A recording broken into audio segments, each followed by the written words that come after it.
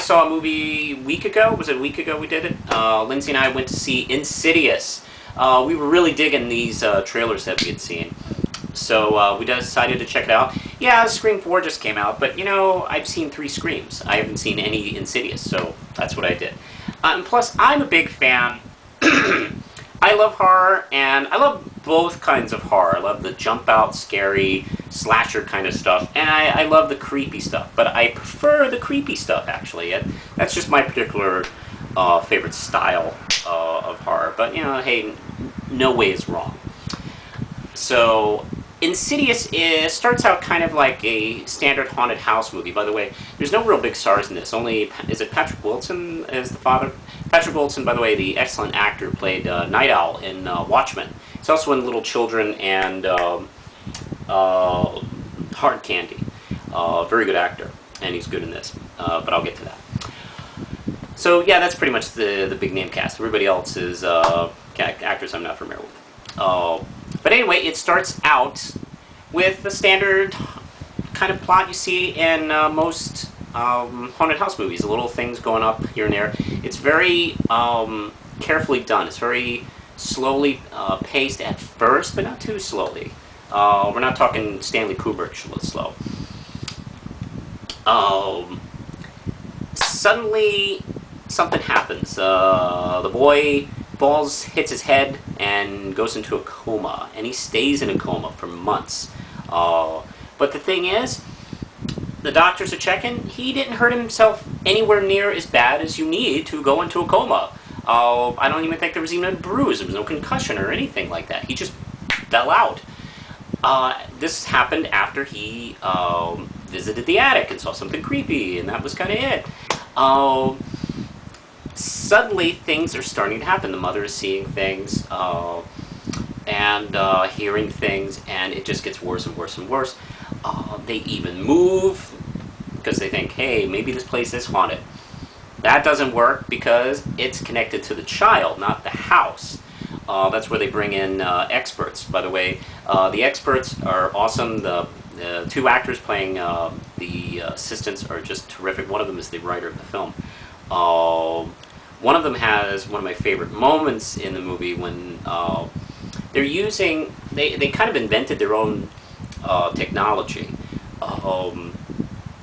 And one of them sees the ghosts for the first time. That's a cool moment, by the way. I really like that moment. I don't want to really go into it too much after this. Let's just say things get crazy creepy after that. Patrick Wilson is quite good in this film. He has a very cool, understated performance where he's very, very afraid, and he doesn't want to admit it, and he doesn't even seem to really understand. Excuse me, I forgot. Barbara Hershey's also in this film. She's another named actress. This is kind of, she's been kind of making a little comeback with horror. Yeah, everybody knows her from Beaches and shit like that, but she, I think probably her first major film was The Entity back in the 80s. That's a horror film. She was being stalked by this ghost trying to rape her. And not a bad film. I do recommend it if you can find it.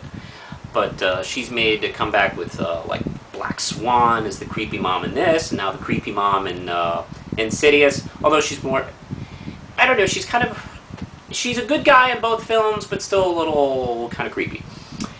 Although I will say she's creepier in Black Swan.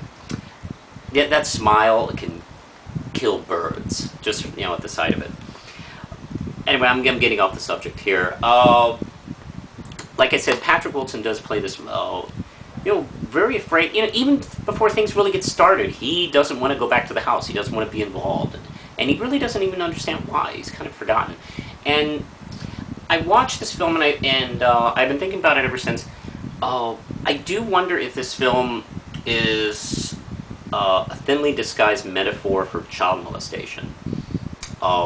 Because the spirits have kind of gathered around this child, and they want his body. And